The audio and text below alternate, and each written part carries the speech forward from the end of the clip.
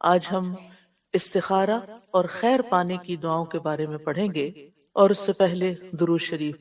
اللہم صلی علی محمد وعلی آل محمد کما صلیت علی ابراہیم وعلی آل ابراہیم انک حمید مجید۔ اللہم بارک علی محمد وعلی آل محمد کما بارکت علی ابراہیم وعلی آل ابراہیم انک حمید مجید۔ ارشاد باری تعالیٰ ہے، اے میرے رب، جو بھی بھلائی تو میری طرف نازل کرے، بے شک میں اس کا محتاج ہوں۔ موسیٰ علیہ السلام جب مدین پہنچے تو اس کے کنویں یا چشمے پر بیٹھ گئے۔ وہاں انہوں نے دیکھا کہ چرواہوں کی ایک بھیڑ اپنے اپنے گلوں کو پانی پلا رہی ہے، اور دو عورتیں اپنے گلے کو روکے ہوئے ان سے پیچھے کھڑی ہیں۔ قرآن مجید میں اللہ سبحانہ وتعالیٰ سورۃ القصص میں اس واقعے کو بیان کرتے ہوئے فرماتے ہیں، وَلَمَّا تَوَجَّهَ تِلْقَاءَ مَدْيَنَ قَالَ عَسَى رَبِّي أَن يَهْدِيَنِي سَوَاءَ السَّبِيلِ وَلَمَّا وَرَدَ مَاءَ مَدْيَنَ وَجَدَ عَلَيْهِ أُمَّةً مِّنَ النَّاسِ يَسْقُونَ وَوَجَدَ مِن دُونِهِمُ امْرَأَتَيْنِ تَذُودَانِ قَالَ مَا خَطْبُكُمَا قَالَتَا لَا نَسْقِي حَتَّى يُصْدِرَ الرِّعَاءُ وَأَبُونَا شَيْخٌ كَبِيرٌ فَسَقَىٰ لَهُمَا ثُمَّ تَوَلَّىٰ إِلَى الظِّلِّ فَقَالَ رَبِّ إِنِّي لِمَا أَنزَلْتَ إِلَيَّ مِنْ خَيْرٍ فَقِيرٌ۔ اور جب وہ یعنی موسیٰ علیہ السلام مدین کی جانب متوجہ ہوا تو کہا، مجھے امید ہے کہ میرا رب مجھے سیدھا راستہ دکھائے گا۔ اور جب وہ مدین کے پانی پر پہنچا تو اس پر لوگوں کا ایک گروہ پایا جو اپنے مویشیوں کو پانی پلا رہا تھا، اور ان کے علاوہ دو خواتین کو پایا جو اپنے مویشی روک رہی تھیں۔ موسیٰ نے کہا، تم دونوں کا کیا معاملہ ہے؟ وہ دونوں کہنے لگی، جب تک چرواہے پانی پلا کر واپس نہ لوٹ جائیں ہم اپنے جانوروں کو پانی نہیں پلاتی، اور ہمارا باپ بڑی عمر کا بوڑھا آدمی ہے۔ تو اس نے ان دونوں کے مویشیوں کو پانی پلا دیا، پھر سائے کی طرف پلٹ گیا تو کہنے لگا، اے میرے رب، جو بھی بھلائی میں سے تو میری طرف نازل کرے، بے شک میں اس کا محتاج ہوں۔ یہاں اس آیت میں ہم دیکھتے ہیں کہ موسیٰ علیہ السلام ایک طویل سفر کے بعد بے یار و مددگار، ہر طرح کی بھوک پیاس کے عالم میں مدین پہنچتے ہیں، اور وہاں پہنچ کر دیکھتے ہیں کہ ایک جگہ لوگ جمع ہیں اور وہ اپنے اپنے مویشیوں کو پانی پلا رہے ہیں۔ وہ ان کو دیکھتے ہیں کہ وہاں کچھ دو خواتین بھی کھڑی ہیں جو آگے نہیں بڑھ رہی، وہ اپنے جانور پیچھے روک رہی ہیں۔ آپ نے دیکھا ہوگا کہ جانور عام طور پر آگے آگے جاتے ہیں اور دوسرے جانوروں کو دیکھ کر تو انہیں کھینچ کھینچ کے پیچھے کر رہی ہیں، کیونکہ وہ بھیڑ میں گھسنا نہیں چاہ رہی تھی۔ موسیٰ علیہ السلام نے جب ان کو دیکھا تو مدد کے لیے آگے بڑھے۔ ایک شخص جو ہر طرح کی مدد کا خود محتاج ہو، جس کے پاس کوئی ٹھکانہ نہیں، جس کو اپنے فیوچر کا کچھ پتہ نہیں، جس کے پاس کھانا نہیں، پینا نہیں، رات گزارنے کی جگہ نہیں، کچھ بھی نہیں، یعنی دنیاوی اسباب میں سے کوئی سبب اس کے سامنے نہیں، لیکن اس کے دل کے اندر کیا ہے کہ وہ دوسروں کی مدد کیسے کرے۔ انہم کانوا یسارعون فی الخیرات، پیغمبر علیہ السلام ان کی خصوصیت کیا تھی کہ وہ خیر کے کاموں میں، نیکی کے کاموں میں آگے بڑھ جاتے تھے۔ وہ انتظار نہیں کرتے تھے یہ دیکھیں کہ کوئی انہیں کہے، کوئی انہیں موٹیویٹ کرے، کوئی ان کو انکریج کرے، کوئی ان کو اس پر کوئی معاوضہ دے یا انہیں کوئی ریکمینڈ کرے، نہیں۔ بس انہوں نے دیکھا کہ یہاں یہ بچیاں ضرورت مند ہیں، اور وہ اپنی ضرورت کو بھول کر ان کی ضرورت کے لیے آگے بڑھ گئے۔ موسیٰ علیہ السلام ایک طاقتور نوجوان تھے، اسی وجہ سے صرف ان کے ایک مکے نے اس قبطی کا کام تمام کر دیا تھا جس کے قتل کے بعد وہ یہاں پر پہنچے تھے۔ انہوں نے اکیلے ہی پانی کا بھاری بھرکم ڈول نکالا اور ان کی بکریوں کو پانی پلا دیا۔ لڑکیاں اپنے جانور لے کر گھر چلی گئیں تو انہوں نے ان سے نہ کسی شکریہ کی توقع کی اور نہ یہ پوچھا تم کہاں سے آئی ہو، کیا کرتی ہو۔ فضول کی کوئی بات نہیں کی، نہ کوئی ہنسی مذاق، نہ کچھ کسی قسم کی کوئی بات نہیں۔ واپس آ کر بیٹھ گئے درخت کے سائے تلے اور دعا کرنے لگے، رب انی لما انزلت الی من خیر فقیر، اے میرے رب تیری طرف سے جو بھی بھلائی مجھے پہنچے میں اس کا محتاج ہوں۔ یعنی خدمت لوگوں کی اور اپنی ضروریات کس کے آگے رکھنا؟ اللہ رب العزت کے آگے، کہ میری مدد تو کرے گا، مجھے تو نے بندوں کے درد کے لیے پیدا کیا کہ میں ان کی مدد کروں، لیکن میں تیری مدد کا محتاج ہوں۔ یہ جذبات جس انسان کے اندر پیدا ہو جاتے ہیں، اسی کو اللہ سبحانہ وتعالیٰ اپنے دین کی خدمت کے لیے چنتا ہے۔ موسیٰ علیہ السلام اپنے بھائی ہارون علیہ السلام سے چھوٹے تھے اور حکلاتے بھی تھے، لیکن اللہ سبحانہ وتعالیٰ نے ان کو نبوت کے لیے چنا۔ اللہ تعالیٰ کے ہر کام میں حکمتیں ہیں، اور وہ بعد میں ہمیں حکمتیں نظر آتی ہیں کہ آخر انہی کا انتخاب کیوں ہوا، جبکہ موسیٰ علیہ السلام زیادہ فصیح اللسان تھے، زیادہ اچھی طرح بات کر سکتے تھے، اور نبوت کا کام تو ہوتا بھی یہ ہے کہ انسان پیغام کو دوسروں کو بہتر طور پر کمیونیکیٹ کر سکے، لیکن اللہ سبحانہ وتعالیٰ نے موسیٰ علیہ السلام کو چنا۔ موسیٰ علیہ السلام نے اللہ سبحانہ وتعالیٰ سے دعا مانگی، اور کیا مانگا؟ خیر مانگی، اور یہ دعا انتہائی جامع دعا ہے جس میں دنیا اور آخرت کی کوئی ایسی بھلائی نہیں جو اس میں آ نہ گئی تھی۔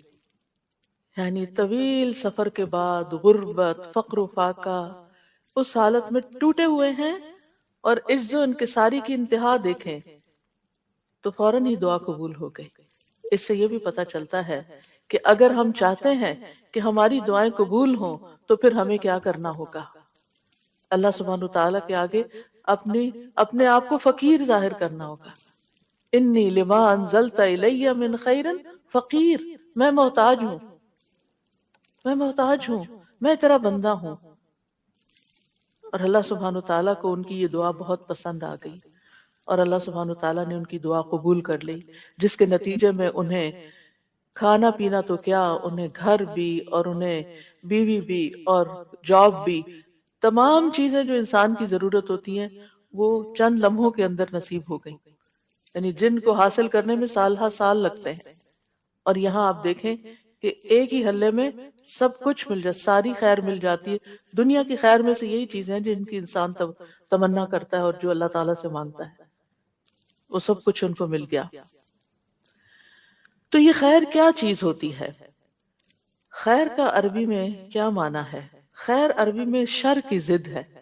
خیر وہ ہے جو انسان کو مرغوب ہوتی ہے، جس میں انسان رغبت رکھتا ہے، جس میں مثلا انسان کی عقل، انسان کے اوپر طرح طرح کے فضل، انسان کی ضروریات کی جتنی بھی چیزیں ہیں جن سے انسان کو اطمینان حاصل ہوتا ہے، وہ ساری اس کے لیے خیر ہی خیر ہیں۔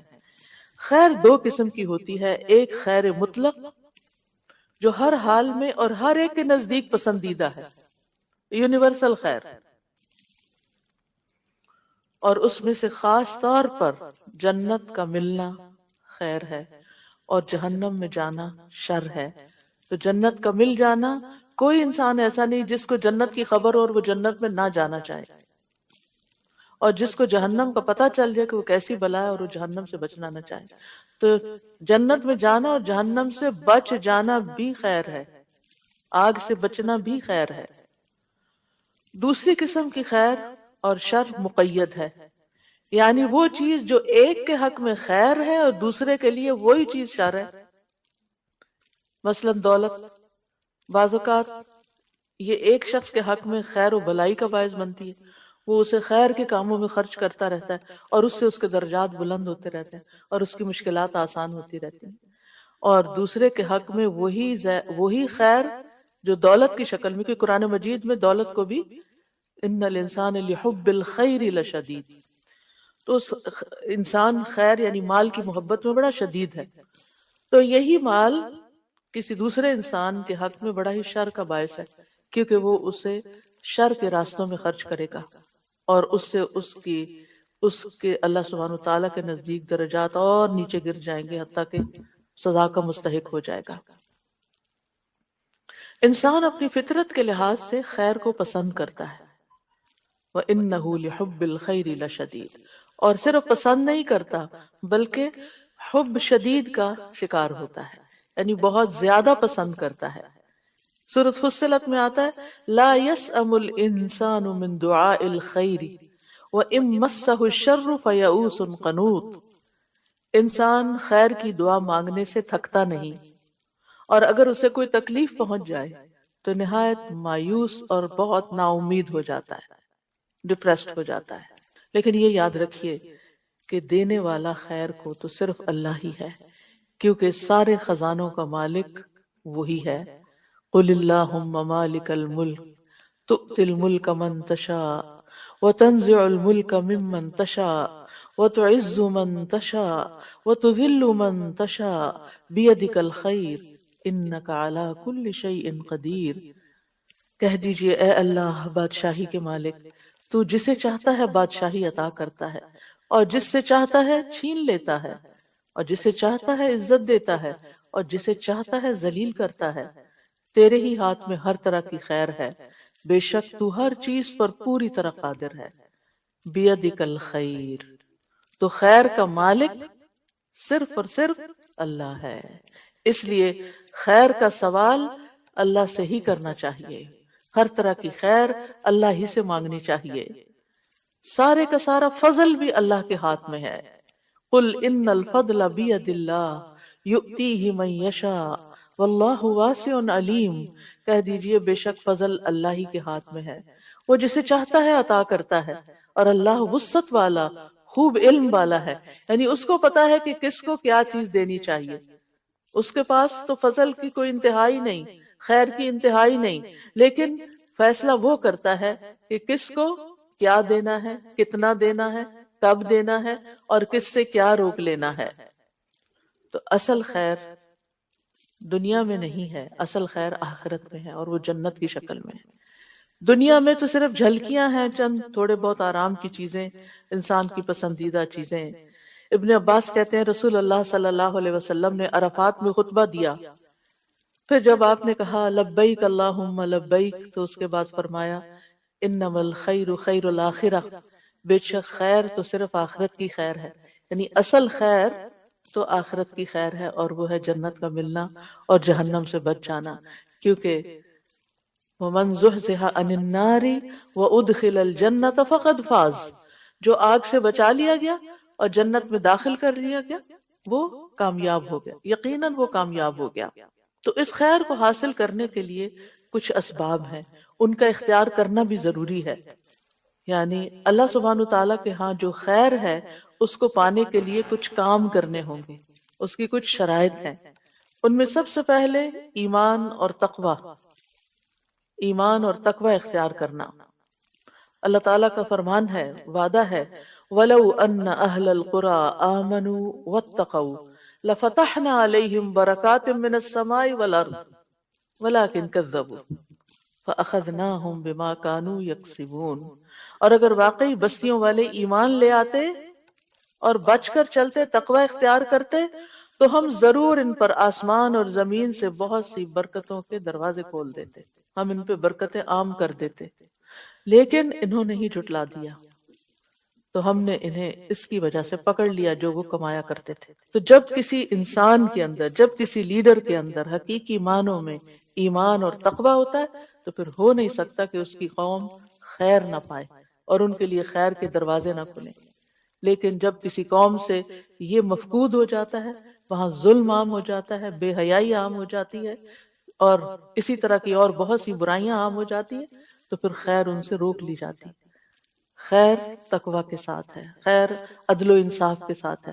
امام ابن تیمیہ نے کہا تھا کہ عدل و انصاف کے ساتھ ایک نان مسلم حکومت جو ہے وہ بھی کامیاب ہو سکتی ہے، اور ظلم کے ساتھ مسلمانوں کی حکومت بھی قائم نہیں رہتی۔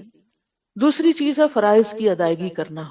جب انسان اپنے فرائض پورے کرتا ہے جو عبادات کی شکل میں ہے، یا جس عہدے پر وہ ہے اس کے جو فرائض اور تقاضے ہیں ان کو پورا کرتا ہے، تو اس کے نتیجے میں بھی اس کے لیے اللہ تعالیٰ کی طرف سے بھلائی آتی ہے۔ سورۃ نور میں آتا ہے رجال لا تلہیہم تجارۃ ولا بیع عن ذکر اللہ واقام الصلاۃ وایتاء الزکاۃ یخافون یوما تتقلب فیہ القلوب والابصار لیجزیہم اللہ احسن ما عملوا وَيَزِيدَهُم مِّن فَضْلِهِ وَاللَّهُ يَرْزُقُ مَن يَشَاءُ بِغَيْرِ حساب۔ وہ مرد جنہیں اللہ کے ذکر سے اور نماز قائم کرنے اور زکوٰۃ دینے سے نہ کوئی تجارت غافل کرتی ہے اور نہ کوئی خرید و فروخت، وہ اس دن سے ڈرتے ہیں جس میں دل اور آنکھیں الٹ جائیں گی، تاکہ اللہ انہیں اس کا بہترین بدلہ دے جو انہوں نے کیا، اور انہیں اپنے فضل سے زیادہ دے۔ یعنی جب کوئی شخص، خاص طور پر مردوں کی بات ہو رہی ہے یہاں پر، کیونکہ جب وہ اپنے جاب پر یا بزنس پر ہوتے ہیں تو پھر ان کو یہ ہوتا ہے کہ اور کما لیں اور کما لیں اور کما، نمازوں میں بھی دیر اور اپنے فرائض میں بھی دیر۔ تو یہاں پر شرط لگا دی گئی کہ اللہ کا ذکر، اس میں غفلت نہیں، نماز قائم کرنے میں اور زکوٰۃ دینے میں، نہ کوئی تجارت روکتی ہے نہ کوئی خرید و فروخت، کوئی شغل، کوئی بزنس ان کو اس سے دور نہیں کرتا۔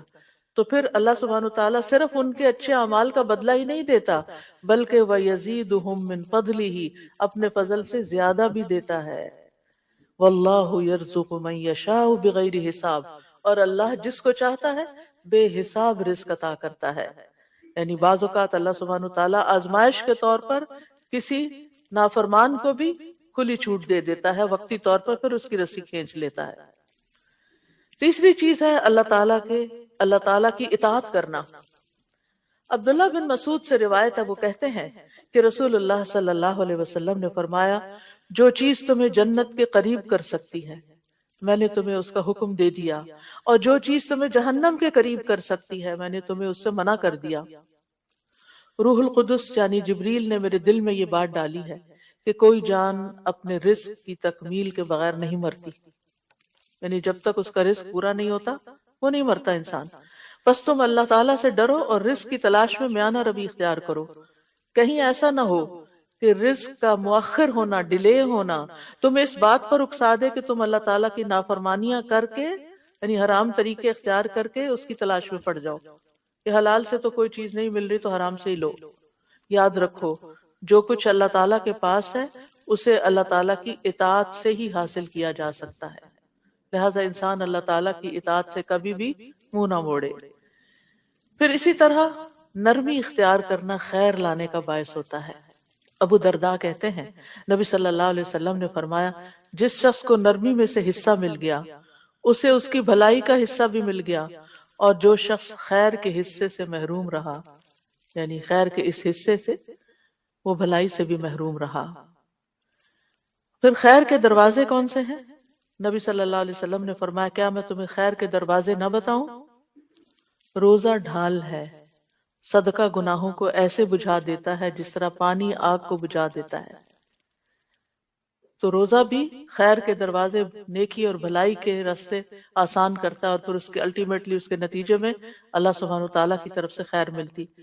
رمضان کے روزے تو خیر ہم پر فرض ہیں، لیکن عام دنوں میں اگر آپ کوئی اپنا کوئی حاجت ہے، کوئی مطلب ہے، کوئی ضرورت ہے اللہ تعالیٰ سے، کوئی دعا ہے جو آپ چاہتے ہیں قبول ہو جائے، تو اس کے لیے روزہ رکھیں، اور روزہ رکھ کے، کیونکہ روزہ دار کی دعا قبول ہوتی ہے، خاص طور پر افطار کے وقت کی، اور امید ہے کہ آپ افطار کے وقت بیٹھ کر دعا کرنے کا اہتمام کرتے ہوں گے اپنے گھر والوں کے ساتھ، کیونکہ وہ یعنی کہ مزدوری کا وقت، مزدوری کی یعنی اجرت کا وقت آ گیا، اور اس وقت اگر انسان ادھر ادھر غافل ہو جائے تو محرومی کی بات ہوتی ہے۔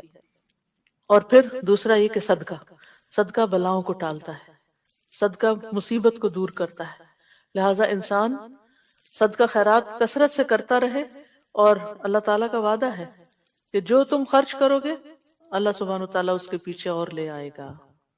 تم آگے دیتے جاؤ گے، تمہارے رزق میں کمی نہیں ہوگی، تمہاری قسمت میں جو ہے وہ تو تمہیں مل کے ہی رہے گا، وہ تمہارے پیچھے آئے گا۔ تم دینے والے بنو، اس سے کیا فائدہ ہوگا کہ وہ نکلتا جاتا ہے نا، وہ آگے چلتا جاتا ہے، اجر ثواب آخرت کے لیے اکٹھا ہوتا جاتا ہے، ہر دنیا میں جو استعمال کرنا وہ بھی آ جائے گا، کیونکہ دینے والا تو اللہ ہے نا۔ پھر توبہ استغفار کرنا، وَأَنِ اسْتَغْفِرُوا رَبَّكُمْ ثُمَّ تُوبُوا إِلَيْهِ يُمَتِّعْكُمْ مَتَاعًا حَسَنًا إِلَىٰ أَجَلٍ مُّسَمًّى وَيُؤْتِ كُلَّ ذِي فَضْلٍ فَضْلَهُ، اور یہ کہ اپنے رب سے معافی مانگو، اس کے حضور توبہ کرو، وہ ایک خاص مدت تک، یعنی زندگی کی مدت تک تمہیں اچھا سامان زندگی دے گا۔ یعنی توبہ استغفار کرنے والے لوگوں کی دنیا کی زندگی بھی خوشگوار ہو جاتی ہے، دنیا کی ضروریات بھی ان کی پوری ہوتی ہیں، اور ہر صاحب فضل کو اس کا فضل عطا کرے گا۔ پھر اسی طرح ہاتھوں کو خیر سے بھرنے والے کلمات۔ عبداللہ بن ابی اوفا کہتے ہیں ایک شخص نبی صلی اللہ علیہ وسلم کی خدمت میں آیا اور کہنے لگا کہ میں قرآن سے کچھ یاد نہیں کر سکتا، آپ مجھے کچھ سکھا دیجئے۔ یعنی قرآن کا حفظ کرنا میرے لیے مشکل ہے، بعض لوگوں کا ایپٹیٹیوڈ نہیں ہوتا، وہ حفظ نہیں کر پاتے، تو پھر کیا کریں؟ تو آپ نے فرمایا ہاں، آپ مجھے وہ سکھا دیجئے جو میرے لیے قرأت قرآن سے کفایت کرے، یعنی اگر میں قرآن نہیں پڑھ سکتا تو میرے پاس کچھ ایسے کلمات ہوں کہ کم از کم میں کچھ تو اجر و ثواب پاؤں۔ آپ صلی اللہ علیہ وسلم نے فرمایا تم سبحان اللہ والحمد للہ ولا الہ الا اللہ واللہ اکبر ولا حول ولا قوت الا باللہ پڑھا کرو۔ جیسے بعض اوقات نان مسلمز ہوتے ہیں نا، مسلم ہو جاتے ہیں، ریورٹ ہوتے ہیں، پھر ان کو ابھی عربی پڑھنا کرنا بہت مشکل لگتا ہے، تو اس وقت تک ان کو یہ کلمات سکھا دیے جائیں، چھوٹے بچوں کو بھی سکھا دیے جائیں، جب تک وہ پڑھنے اور حفظ کرنے کے لائق ہوں گے اس تسبیح کا ذکر تکرار کرتے، اس تسبیح کی تکرار کرتے رہیں۔ وہ کہنے لگا اللہ کے رسول یہ تو اللہ عز و جل کے لیے ہوا، یعنی اللہ کی تعریف ہوئی، میرے لیے کیا ہے؟ آپ نے فرمایا کہا کرو اللہم ارحمنی ورزقنی وعافنی واہدنی، اے اللہ مجھ پر رحم فرما، مجھے رزق عطا فرما، مجھے عافیت دے، مجھے ہدایت دے۔ بس جب وہ کھڑا ہوا تو اپنے ہاتھوں سے ایسے اشارہ کیا تو رسول اللہ صلی اللہ، یعنی اس نے ہاتھ اٹھائے ہوں گے نا، تو رسول اللہ صلی اللہ علیہ وسلم نے فرمایا رہا یہ شخص تو اس نے اپنے ہاتھ خیر سے بھر لیے، یعنی اللہ کے آگے ہاتھ پھیلایا تھا، یہ چیزیں مانگی تھی، اللہ نے دے دی اس کو۔ تو پہلے بھی بات ہو چکی ہے کہ اللہ تعالیٰ کی حمد و ثنا کے بعد جو دعا کی جائے وہ دعا قبول ہوتی ہے، لہٰذا یہ ذکر کر کے پھر انسان یہ دعا بھی اپنی پڑھ لے۔ رات کے وقت جب انسان کی آنکھ کھلتی ہے تو اس وقت بھی یہ لا الہ الا اللہ وحدہ لا شریک لہ، اور پھر اس کے بعد ولا، یعنی کہ آخر تک پڑھ کے پھر اللہم اغفر لی یا کوئی بھی دعا کرتا ہے تو دعا قبول ہوتی ہے۔ تو اس سے پتہ یہ چلتا ہے کہ جب بھی آپ دعا کرنے لگیں تو پہلے اللہ تعالیٰ کی تسبیح یا درود شریف ان چیزوں کا اہتمام کر لیں تو قبولیت کے چانسز بڑھ جاتے ہیں۔ جہاں کچھ کام خیر میں اضافے کا باعث بنتے ہیں وہاں کچھ چیزیں خیر سے محروم کرنے کا بھی باعث بنتی ہیں، جن میں اول درجے میں گناہ اور نافرمانی کے کام۔ عبداللہ بن عمر کہتے ہیں کہ رسول اللہ صلی اللہ علیہ وسلم متوجہ ہوئے اور فرمایا اے مہاجرین کے گروہ، 5 آزمائشیں ہیں جن میں تم مبتلا ہوگے اور میں اس بات سے اللہ کی پناہ چاہتا ہوں کہ تم ان کو پاؤ۔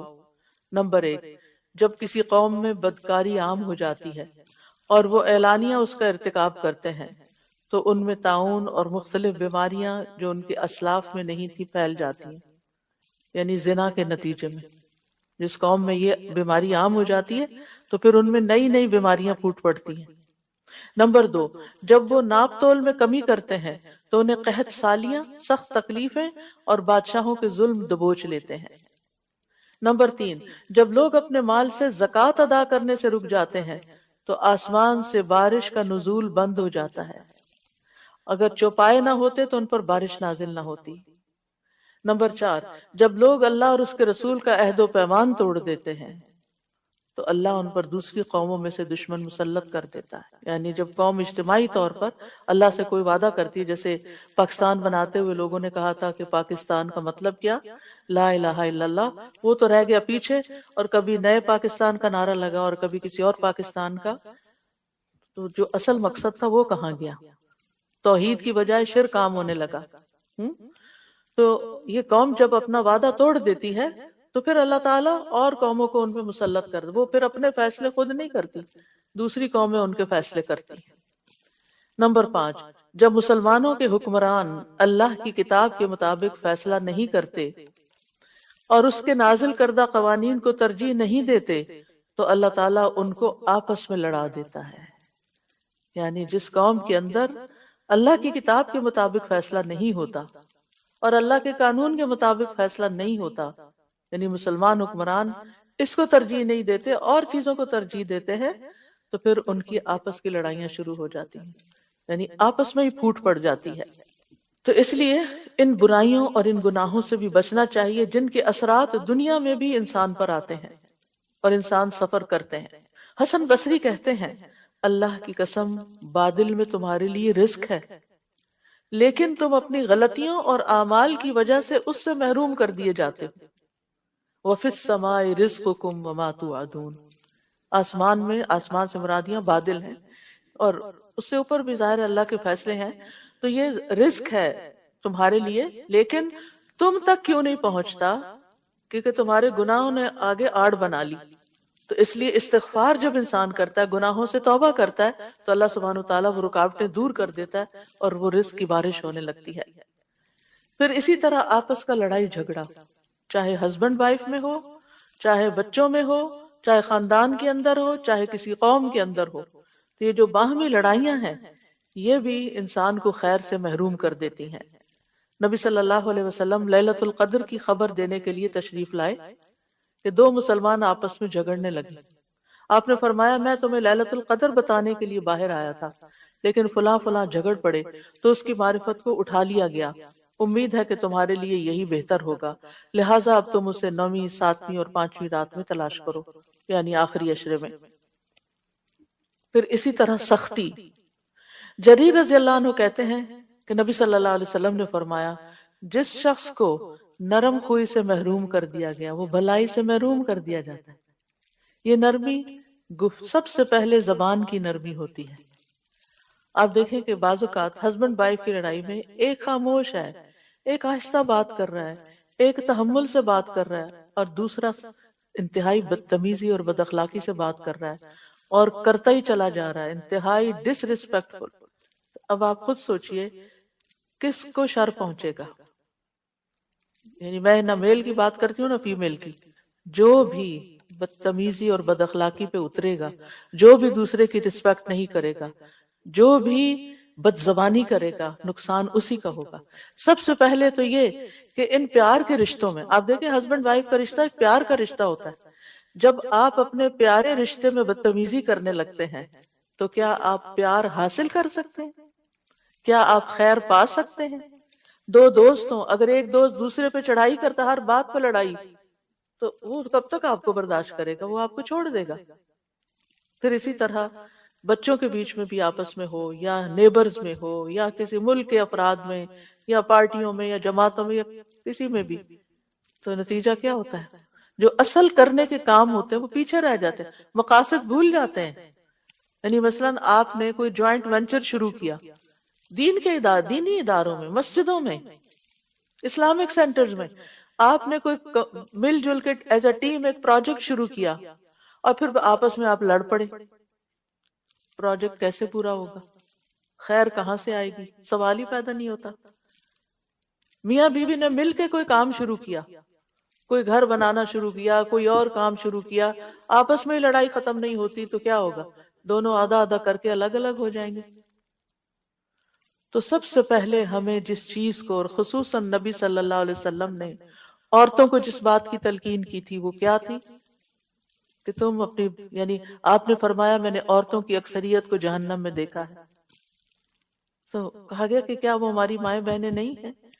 کہا گیا کہ فرمایا کہ وہ یعنی کس وجہ سے شوہر کی ناشکری ہوتی ہے، یعنی جو کچھ وہ ان کو دیتا ہے اس پر وہ شکر گزار نہیں ہوتی، کبھی خوش راضی نہیں ہوتی، اور دوسری بات زبان کا غلط استعمال کرتی ہیں، زبان کا غلط استعمال۔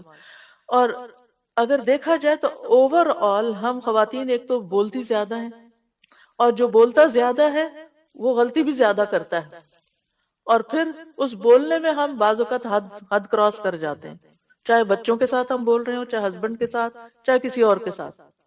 تو یہ ہمارا ٹیسٹ ہے، یعنی ہم خواتین کا ایک امتحان ہے کہ ہم اپنی زبان کو کنٹرول میں رکھیں۔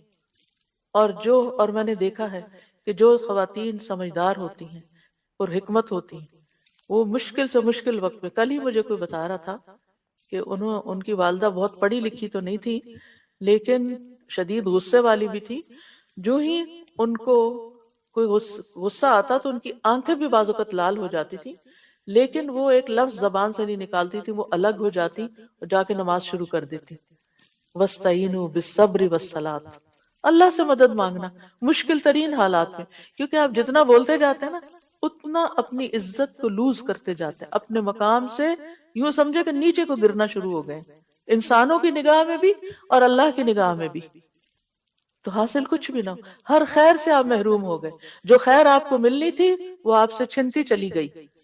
تو اس لیے نبی صلی اللہ علیہ وسلم نے فرمایا من یحرم الرفق یحرم الخیر، جو نرم خوئی سے، نرم کلام سے، نرم رویے سے، نرم معاملے سے محروم ہوا، ہر خیر سے محروم ہو گیا۔ پھر کیا پایا؟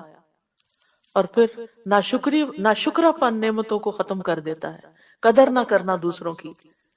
اللہ تعالیٰ سورۃ النحل میں فرماتے ہیں، اور اللہ نے ایک بستی کی مثال بیان کی جو امن والی، اطمینان والی تھی، یعنی اس کے اندر بڑی خیر تھی، پرسکون تھے وہ لوگ، اس کے پاس اس کا رزق کھلا ہر جگہ سے آ رہا تھا، ہر طرف سے رزق کی بھرمار تھی۔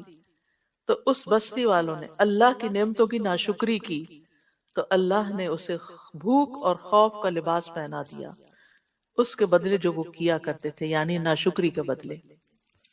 یعنی کہاں یہ کہ ہر طرف سے رزق آتا، قوم سبا کی مثال آپ کے سامنے، ان کے پاس ہر طرح کی نعمتیں تھی لیکن ناشکری کی تو سب کچھ چھن گیا، کھنڈر ہو گئے ان کے گھر بار، اور ان کے لوگ دنیا بھر میں تتر بتر ہو گئے۔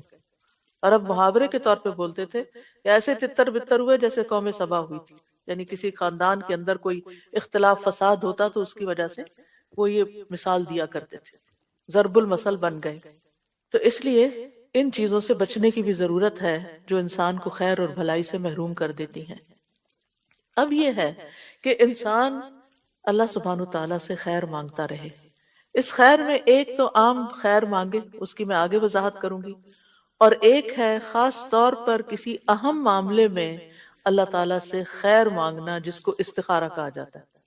استخارہ کا مطلب ہوتا ہے کسی چیز میں سے، یعنی دو تین آپشنز ہیں آپ کے پاس، یا زیادہ یا کم، اس میں سے بہتر چیز کا انتخاب کرنا، اس کو طلب کرنا۔ یعنی مثلا آپ کے بچے کے دو تین پروپوزل آئے ہوئے ہیں تو آپ کو سمجھ نہیں آتی کہ کس کو ہاں کریں کس کو نہیں کریں، تو آپ استخارہ کرتے ہیں۔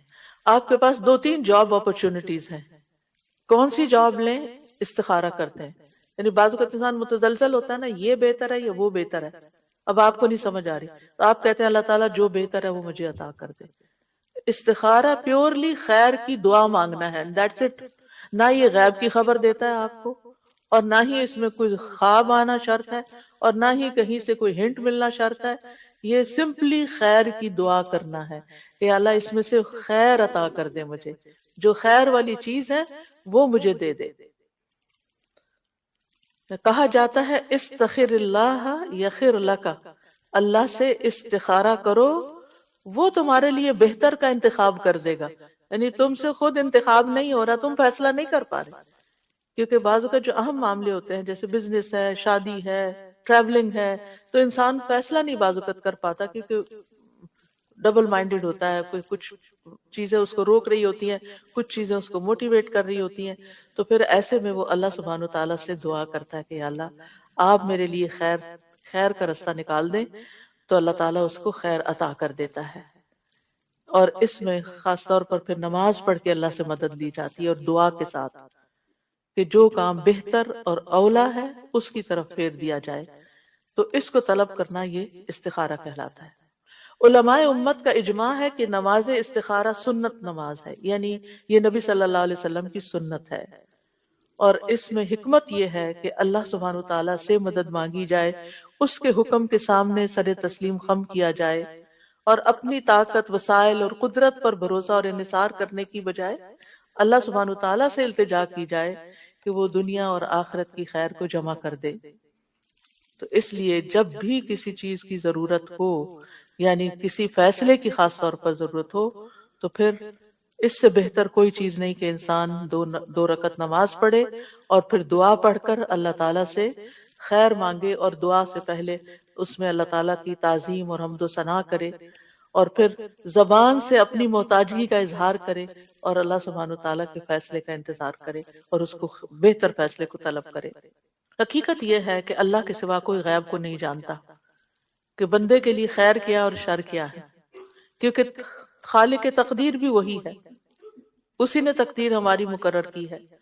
تو مومن کو چاہیے کہ چھوٹے بڑے معاملات میں فائنل فیصلہ نہ کیا کرے جب تک کہ وہ اللہ تعالیٰ سے مشورہ نہ کر لے، اللہ سے خیر نہ مانگ لے اور سنت کی پیروی نہ کر لے۔ اوورآل بھی انسان اللہ کا محتاج ہی ہے۔ یا ایھا الناس انتم الفقراء الی اللہ واللہ هو الغنی الحمید، اے لوگو تم ہی اللہ کی طرف محتاج ہو، تمہیں ضرورت ہے، اللہ کو نہیں تمہاری ضرورت کہ تم نماز پڑھو گے تو اللہ تعالیٰ کو کوئی فائدہ ہوگا، نہیں، تم اللہ کی طرف محتاج ہو، اور اللہ ہی سب سے بے پرواہ اور تمام تعریفوں کے لائق ہے۔ انسان خیر اور شر کے بارے میں کوئی علم نہیں رکھتا۔ بعض اوقات وہ ایک چیز کو اپنے لیے خیر سمجھ رہا ہوتا ہے اور وہی اس کے لیے کیا ہوتی ہے؟ شر ہوتی ہے، اور بعض اوقات کسی چیز کو وہ اپنے لیے برا سمجھتا ہے اور وہی اس کے لیے خیر ہوتا ہے۔ وَعَسَىٰ أَن تَكْرَهُوا شَيْئًا وَهُوَ خَيْرٌ لَكُمْ وَعَسَىٰ أَن تُحِبُّوا شَيْئًا وَهُوَ شَرٌّ لَكُمْ وَاللَّهُ يَعْلَمُ وَأَنتُمْ لَا تَعْلَمُونَ، اور ہو سکتا ہے تم ایک چیز کو ناپسند کرو اور وہ تمہارے لیے بہتر ہو، اور ہو سکتا ہے تم ایک چیز کو پسند کرو اور وہ تمہارے لیے بری ہو، اور اللہ جانتا ہے اور تم نہیں جانتے۔ تو یاد رکھیں جب انسان اللہ سے دعا کر لیتا ہے نا، پھر اس کے بعد جو بھی نتیجہ سامنے آتا ہے تو انسان اس کے بارے میں مطمئن ہو جاتا ہے، اور وہ یہ یقین رکھتا ہے کہ میرے بارے میں اللہ کا ہر فیصلہ خیر کا فیصلہ ہے، ہر فیصلہ خیر کا فیصلہ ہے۔ حضرت انس رضی اللہ عنہ کہتے ہیں میں نے نبی صلی اللہ علیہ وسلم کو فرماتے ہوئے سنا کہ مجھے تو مومن پہ تعجب ہوتا ہے کہ بے شک اللہ اس کے لیے جو فیصلہ بھی فرماتا ہے وہی اس کے حق میں بہتر ہوتا ہے۔ یعنی اس نے اللہ سے فیصلہ طلب کیا، اللہ سے مدد مانگی، اللہ نے اس کے ایک راہ دکھا دی، وہی اس کے لیے خیر ہے، چاہے بظاہر اس میں کچھ تکلیفیں بھی آ رہی ہیں۔ کیونکہ بعض لوگ یہ کہتے ہیں نا کہ ہم نے تو استخارہ بھی کیا تھا پھر یہ کیوں ہو گیا، بھئی اس میں بھی کوئی حکمت تھی، تم اس کو عسیٰ ان تکرہوا شیئا ویجعل اللہ فیہ خیرا کثیرا، ہو سکتا ہے ایک چیز کو تم ناپسند کرو کہ یہ کیا چیز میرے پلے پڑ گئی ہے، یہ بزنس تو مجھے نہیں چاہیے تھا، یہ جاب نہیں چاہیے تھی، کاش میں وہ فلاں کو ہاں کر دیتا، وہاں بہتری تھی۔ نہیں، جو بھی اللہ نے تمہارے لیے فیصلہ کیا اب اس پہ راضی ہو جاؤ اور اس میں خیر کی انتظار کرو۔ نبی صلی اللہ علیہ وسلم استخارے کی دعا قرآن مجید کی سورت کی طرح سکھایا کرتے تھے صحابہ کو۔ جابر کہتے ہیں آپ ہمیں تمام معاملات میں استخارہ کرنے کی اسی طرح تعلیم دیتے جس طرح ہمیں قرآن کی کوئی سورت سکھاتے تھے۔ تو قرآن کی سورت کس طرح سکھاتے تھے کہ اس میں کوئی غلطی نہ ہو اور پوری مکمل طور پر پڑھی جائے۔ تو صحابہ کی بھی پھر کیا عادت ہوئی، وہ ہر معاملے میں اللہ تعالیٰ سے مشورہ کرتے تھے۔ سبحان اللہ، خاص طور پر آپ دیکھیے حضرت زینب کا معاملہ، حضرت زینب کے نکاح کی بات مجھے بہت زیادہ حیران کرتی ہے۔ حضرت انس کہتے ہیں جب حضرت زینب کی طلاق کی عدت ختم ہوئی جو حضرت زید رضی اللہ عنہ سے تھی، تو رسول اللہ صلی اللہ علیہ وسلم نے حضرت زید ہی سے فرمایا کہ حضرت زینب کو جا کے میری طرف سے نکاح کا پیغام دو۔ آپ سوچیے ہمارے معاشرے میں کبھی ایسا ہو سکتا ہے؟ وہ ہمارے معاشرے میں تو یہ مسئلہ ہے کہ اگر کسی نے طلاق دی اور پتہ چلے کہ اس لڑکی کی شادی کہیں اور ہونے لگی ہے تو پھر تو قیامت ہی آ جائے گی، پھر تو وہ فساد اور طوفان اٹھائیں گے اور کئی طرح کے شر کے دروازے کھول دیں گے کہ اس لڑکی کی شادی اگر ہم نے نہیں رکھا اس کو تو کوئی بھی نہ رکھے۔ عجیب طرح کی نفسیات ہے لوگوں کی، کیونکہ دین سے دور ہیں۔ اگر وہ یہ حدیث پڑھ لیں نا کہ نبی صلی اللہ علیہ وسلم نے حضرت زید ہی کو کہا اور وہ ان کے ایکس ہسبینڈ ہیں، اب طلاق ہو چکی ہے، اور وہی جا کے ان کو پیغام دے رہے ہیں۔ زید رضی اللہ عنہ جاتے ہیں اور کہتے ہیں میں گیا، میں نے کہا اے زینب خوش ہو جاؤ، یعنی مجھ سے تمہاری جان چھوٹی، اب خوش ہو جاؤ کہ اللہ کے رسول صلی اللہ علیہ وسلم نے تمہارے پاس مجھے نکاح کا پیغام دے کے بھیجا ہے۔ حضرت زینب کا جواب دیکھیے، کہنے لگی میں کوئی فیصلہ نہیں کروں گی حتیٰ کہ اپنے رب سے مشورہ کر لوں۔ پیغام کس کی طرف سے تھا؟ اللہ کے نبی کی طرف سے۔ ایک عورت کے لیے اس سے بڑا شرف کیا ہو سکتا ہے کہ وہ کسی نبی کی بیوی ہو، اور اس وقت بھی وہ اس خوشی کے عالم میں، اس ایکسائٹمنٹ میں یہ نہیں بھولی کہ لیٹ می ڈو استخارہ فرسٹ، پہلے میں استخارہ کروں۔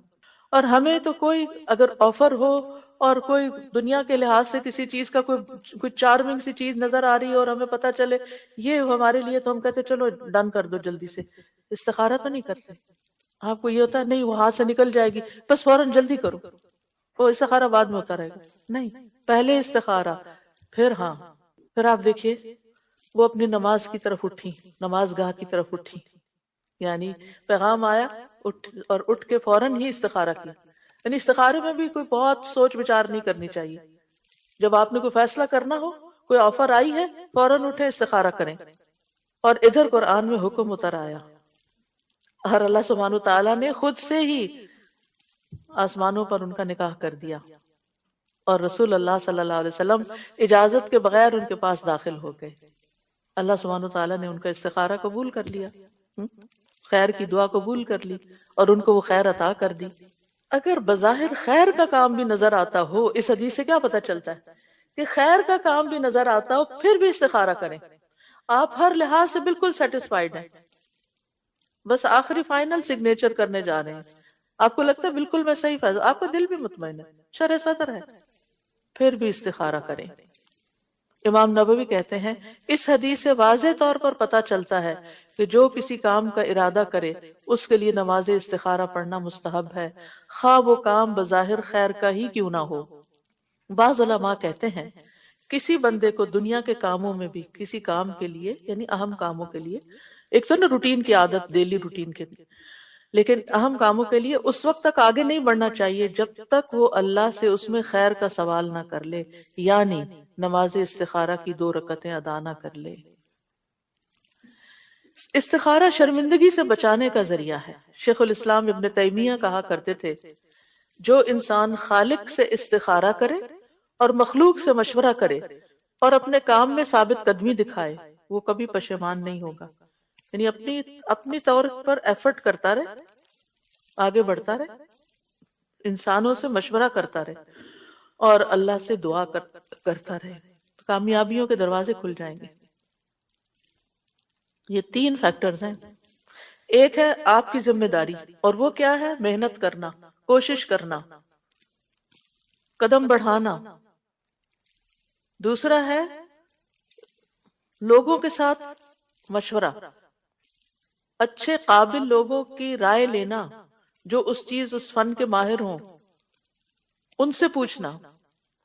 اور تیسرے ہے اللہ سبحانہ تعالیٰ کی مدد حاصل کرنا. جو شخص یہ تینوں کام کر لیتا ہے وہ ناکام نہیں ہوتا، پھر وہ کہیں نہ کہیں سے خیر پا ہی لیتا ہے. بعض حکماء کہتے ہیں جسے 4 چیزیں عطا کر دی گئیں وہ 4 چیزوں سے محروم نہیں ہوتا. نمبر 1، جسے شکر گزاری کی توفیق دے دی گئی اسے مزید ملنے سے محروم نہیں کیا جاتا. سبحان اللہ، یعنی اس کو مزید نعمتیں ملتی چلی جائیں گی جب تک وہ شکر گزار ہوگا. نمبر 2، جسے توبہ کی توفیق دے دی گئی اسے اس کی قبولیت سے محروم نہیں کیا جاتا. نمبر 3، جسے استخارہ کرنے کی توفیق دے دی گئی اسے بہتری سے محروم نہیں کیا جا سکتا، نہیں کیا جاتا. اور نمبر 4، جسے مشورہ کرنے کی توفیق دے دی گئی وہ درست بات سے محروم نہیں کیا جاتا. اگر ہماری زندگی میں ناکامیاں ہیں تو وہ ہمارے اپنے کیے کی وجہ سے ہیں. ہم نے ان چیزوں پر عمل نہیں کیا، ہم نے خود کوشش نہیں کی پوری جیسی کوشش کا حق ہے، ہم نے لوگوں سے مشورہ نہیں کیا جیسے مشورہ کرنے کا حق ہے، ہم نے اللہ سے مدد نہیں مانگی، توبہ نہیں کی، استغفار نہیں کی جیسے کرنے کا حق ہے، ورنہ کبھی بھی ناکام نہ ہو. اللہ سبحانہ تعالیٰ دنیا اور آخرت کی خیر عطا کرتا ہے ایسے بندوں کو. یہ عقل مند ہونے کی نشانی ہے، سمجھدار ہونے کی نشانی ہے. استخارہ کن چیزوں میں کیا جا سکتا ہے؟ تمام جائز اور مستحب کاموں میں، جیسے شادی ہے، کاروبار ہے، کوئی بزنس ہے، کچھ. اور اسی طرح جب 2 جائز کاموں میں کانفلکٹ ہو رہا ہو، یہ کروں یا یہ کروں، اس وقت بھی یعنی بہتر کیا ہے میرے لیے؟ 2 جاب آفرز ہیں، 2 رشتے ہیں، 3 ہیں، زیادہ ہیں، ان میں سے کس کا انتخاب کروں؟ پھر استخارہ کریں. علماء کہتے ہیں انسان کے لیے ضروری ہے کہ وہ شادی کرنے سے پہلے استخارہ کرے اور رشتے کے معاملے میں متعلقہ شخص سے مشورہ کرے، کیونکہ نبی صلی اللہ علیہ وسلم صحابہ کو اسی طرح استخارہ سکھاتے تھے جیسے قرآن کی سورت. اور جب استخارہ چھوٹے چھوٹے کاموں میں ضروری ہے تو زندگی کے اس اہم مرحلے پر کیوں نہیں ضروری؟ اور پھر آپ دیکھیے اس معاملے میں حضرت زینب کا ہی واقعہ پھر صحیح مسلم کی روایت اب بتا دیتی ہوں، کیونکہ خوبصورت واقعہ، تھوڑے سے الفاظ فرق ہیں۔ حضرت انس کہتے ہیں جب زینب رضی اللہ عنہ کی عدت گزر گئی تو حضرت رسول اللہ صلی اللہ علیہ وسلم نے حضرت زید سے فرمایا کہ زینب کے سامنے ان کی میرے ساتھ شادی کا ذکر کرو۔ زید رضی اللہ عنہ چلے گئے، حتیٰ کہ ان کے پاس پہنچے تو وہ آٹے میں خمیر ملا رہی تھی۔ خمیر کرتے ہیں فرمنٹیشن، جی۔ تو اس سے یہ پتہ چلتا ہے کہ یہ خمیری روٹی کھانا جو ہے اور فرمنٹیشن کرنا جو ہے آٹے کی، وہ اس کے فائدے کو بڑھا دیتا ہے، ٹھیک ہے۔ بہرحال تو زید کہتے ہیں جب میں نے انہیں دیکھا میرے دل میں ان کی عظمت بیٹھ گئی کہ اب یہ اللہ کے رسول صلی اللہ علیہ وسلم نے ان کو پیغام دیا ہے۔ میں حتیٰ کہ میں ان کی طرف نظر بھی نہ اٹھا سکتا تھا کیونکہ رسول اللہ صلی اللہ علیہ وسلم نے ان سے شادی کا ذکر کر دیا تھا۔ سبحان اللہ، صحابہ کے اندر کیسا ایمان تھا نا، کیسی حکمت تھی کہ چونکہ اب رسول اللہ صلی اللہ علیہ وسلم نے پیغام بھیج دیا، اب میں ان کو نہیں دیکھ سکتا۔ میں نے ان کی طرف اپنی پیٹھ کی اور ایڑیوں کے بل مڑا اور کہا زینب، رسول اللہ صلی اللہ علیہ وسلم نے آپ کا ذکر کرتے ہوئے پیغام بھیجا ہے۔ انہوں نے کہا میں کچھ نہیں کرنے والی یہاں تک کہ اپنے رب سے مشورہ کر لوں۔ چنانچہ وہ اپنی نماز کی جگہ پر، مخصوص جگہ تھی ان کی نماز کی، وہاں جا کر کھڑی ہوئی اور قرآن کی آیات نازل ہو گئیں۔ فَلَمَّا قَضَى زَيْدٌ مِّنْهَا وَطَرًا زَوَّجْنَاكَهَا، اللہ تعالیٰ نے اپنے اوپر لیا، ہم نے آپ کا نکاح ان سے کر دیا۔ تو اس سے پتہ چلتا ہے کہ مرد بھی استخارہ کرے گا تو عورت بھی استخارہ کر سکتی ہے۔ حضرت زینب نے استخارہ کیا، یعنی اس واقعے سے ایک اور بات یہ پتہ چلتی ہے۔ اور حرام اور مکروہ کاموں میں استخارہ نہیں کرنا چاہیے، یعنی غلط کام کے لیے، چوری کرے کہ نہ کرے۔ اسی طرح واجبات میں استخارہ نہیں کرنا چاہیے۔ واجبات کیا ہیں کہ جیسے والدین کی خدمت، ان کے ساتھ احسان واجب ہے، تو اب کوئی استخارہ کرے کہ میں ماں باپ کی ملاقات کے لیے جاؤں کہ نہ جاؤں، اور میں ان کی خدمت کروں کہ نہ کروں، یہ استخارے کی چیز نہیں ہے۔ اسی طرح نماز پڑھوں کہ نہ پڑھوں، یعنی زور کی نماز اب آ رہی ہے تو پہلے استخارہ کر لوں کہ پڑھنی چاہیے کہ نہیں، تو نہیں، وہ تو آلریڈی فرض ہے آپ پر۔ یعنی استخارہ ان کاموں میں کیا جاتا ہے جن کے بارے میں بندے کو ان کے درست ہونے اور نفع مند ہونے کا صحیح پتہ نہ چلے کہ واقعی میرے لیے ٹھیک ہے یا نہیں۔ جہاں تک عبادات کا تعلق ہے، واجبات کا تعلق ہے، ذمہ داریوں کا تعلق ہے، میں اپنے بچوں کی ٹیک کیئر کروں کہ نہ کروں، ان میں استخارہ نہیں ہوگا، یہ تو آپ کو کرنا ہی کرنا ہے۔ استخارے کا طریقہ نبی صلی اللہ علیہ وسلم نے سکھایا، اور وہ کیا ہے کہ جب تم میں سے کوئی کسی کام کا ارادہ کرے تو فرض نماز کے علاوہ 2 رکعت نفل پڑھے، پھر کہے اے اللہ میں تیرے علم کے ذریعے سے خیر کا طالب ہوں، یعنی استخارہ کی دعا پڑھے۔ بعض کہتے ہیں کہ کیا سنت نماز ہم سنت مؤکدہ پڑھتے ہیں، کیونکہ نبی صلی اللہ علیہ وسلم نے صرف فرض کو الگ کیا، تو اگر ہمیں کوئی مقصد ہے اور سنت مؤکدہ ہم نے پڑھی ہے اور ٹائم بھی ہمارے پاس تھوڑا ہے، تو کیا اس کے بعد ہم استخارے کی دعا پڑھ لیں، یا استخارے کا مستقل نماز یعنی الگ سے 2 نفل پڑھنا ضروری ہے؟ بعض علماء کہتے ہیں کہ چونکہ من غیر الفریضہ کی بات آئی ہے تو اس سے پتہ چلتا ہے کہ سارے نوافل، سنت مؤکدہ، غیر مؤکدہ، تحیت المسجد، وضو کی سنتیں، اشراق، چاشت، یعنی تہجد، کسی بھی نماز کے بعد آپ استخارے کی دعا پڑھ سکتے ہیں، تو وہ استخارہ شمار ہو جائے گا، کفایت کر جائے گا۔ اس میں منع نہیں کیا گیا، کیونکہ منع کیا گیا فرض نماز کے لیے، اس میں نہیں کر سکتے۔ اور جو یہ کہتے ہیں کہ نبی صلی اللہ علیہ وسلم نے فرمایا کہ 2 رکعت نماز ادا کرے اور پھر استخارہ کی دعا پڑھے، تو دوسرا گروہ کا اوپینین یہ ہے کہ مستقل 2 نفل پڑھنے چاہیے۔ اب یہ ہے کہ دونوں خیالات، یعنی دونوں خیالات نہیں، دونوں طرح کی آراء جو ہیں، اگر ان کو دیکھا جائے تو ان میں وسعت ہے۔